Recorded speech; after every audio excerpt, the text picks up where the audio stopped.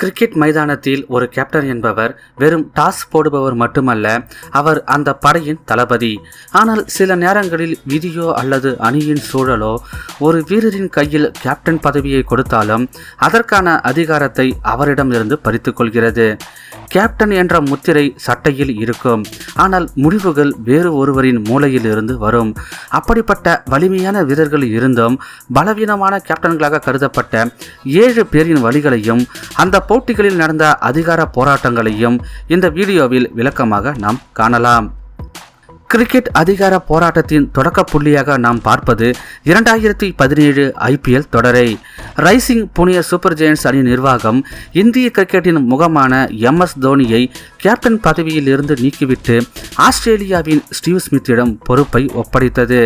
காகிதத்தில் ஸ்மித் தான் ராஜா, ஆனால் மைதானத்தில் நடந்ததோ வேறு. போட்டி தொடங்கும் போது ஸ்மித் டாஸ் போட வருவார், ஆனால் ஆட்டம் சூடு பிடிக்கும் போது ஒட்டுமொத்த அணியும் தோனியின் பின்னால் தான் நின்றது. குறிப்பாக DRS எடுக்கும்பொழுது ஸ்மித் நடுவரை பார்ப்பதற்கு முன்னால் தோனியின் கண்களை தான் பார்ப்பார். தோனி தலையசைத்தால் மட்டுமே ஸ்மித் ரிவ்யூ கேட்பார். இது ஸ்மித்தின் பலவீனமா அல்லது தோனியின் ஆளுமையா? எதுவாக இருந்தாலும் ஸ்மித் அங்கு ஒரு பெயரளவு கேப்டனாகவே காட்சியளித்தார். இதே போன்று ஒரு துயர சம்பவம் தான் 2022 சென்னை சூப்பர் கிங்ஸ் அணியிலும் அரங்கேறியது. தோனி திடீரென கேப்டன் பதவியை ஜடேஜாவிடம் ஒப்படைத்தார். ஆனால் ஜடேஜா மைதானத்தில் பவுண்டரி எல்லையில் ஃபீல்டிங் செய்ய தோனியே ஆட்டத்தை வழிநடத்தினார். பந்து வீச்சார்களும் ஜடேஜாவிற்கு பதில் தோனியிடமே ஆலோசனைகளை கேட்டனர். இதனால் ஜடேஜா பெயரளவில் மட்டுமே கேப்டனாக இருந்தார். இந்த அழுத்தம் காரணமாக உலகின் தலைசிறந்த ஃபீல்டரான ஜடேஜா கேட்சுகளை கூட கோட்டை விட்டார்.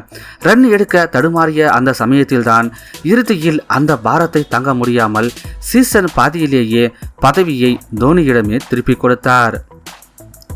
2018 தென்னாப்பிரிக்காவிற்கு எதிரான பந்து சேத புகார் ஆஸ்திரேலிய கிரிக்கெட்டின் முகத்தையே சிதைத்தது.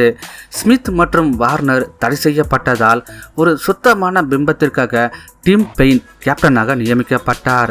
ஆனால் ஸ்மித் மீண்டும் அணிக்குள் வந்தபோது பெயின் ஒரு நிழல் கேப்டனாகவே மாறினார்.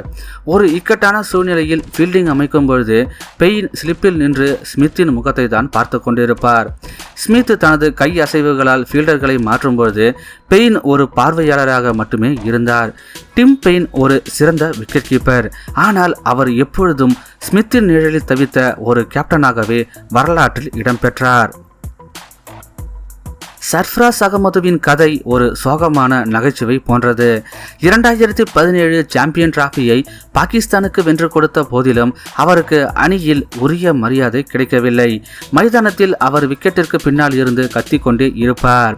ஆனால் பந்து வீச்சாளர்கள் அவர் பேச்சை கேட்காமல் தன்னிச்சையாக செயல்படுவார்கள்.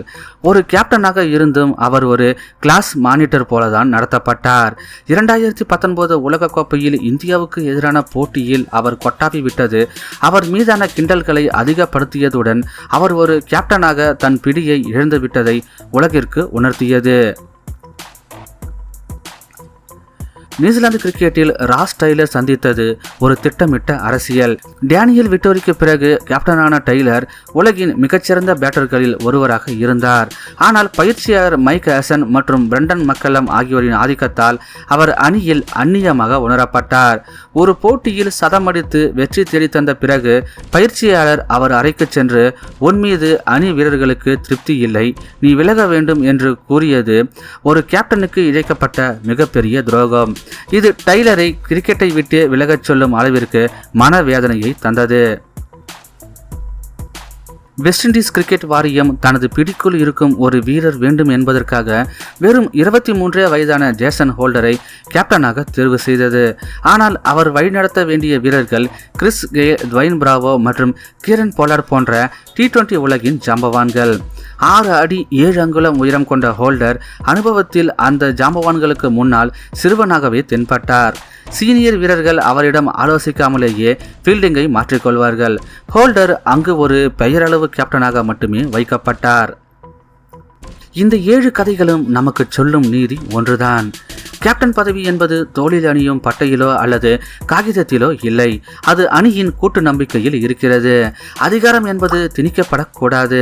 அது வீரர்களின் மரியாதையால் கிடைக்க வேண்டும். இந்த வீரர்கள் அனைவரும் கிரிக்கெட் உலகில் மதிக்கப்பட வேண்டிய ஜாம்பவான்கள் தான். ஆனால் அவர்கள் அமர்ந்திருந்த நாற்காலியின் பாரம் அவர்களை பலவீனமான தலைவர்களாக காட்டியது கசப்பான உண்மை.